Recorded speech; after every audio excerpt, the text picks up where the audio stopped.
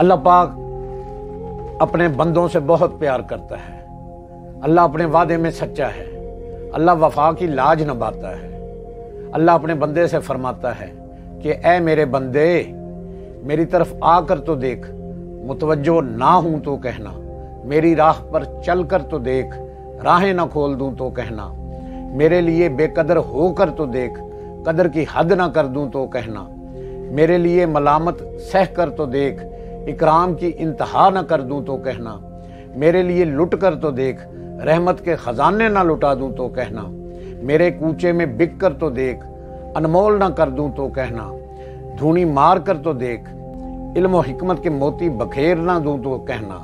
मुझे अपना रब्बे करीम मान कर तो देख, सबसे बेनियाज ना कर दूं तो कहना, मेरे खौफ से आंसू बहा कर तो देख, मगफिरत के दरिया ना बहा दूं तो कहना, मेरे साथ वफा की लाज निभा कर तो देख, अता और कर्म की हद ना कर दूं तो कहना, मेरे नाम की ताजीम करके तो देख,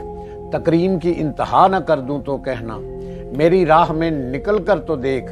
असरार अया न कर दूं तो कहना, मुझे हय्युल कय्यूम मान कर तो देख, अब्दी हयात का अमीना बना दूं तो कहना,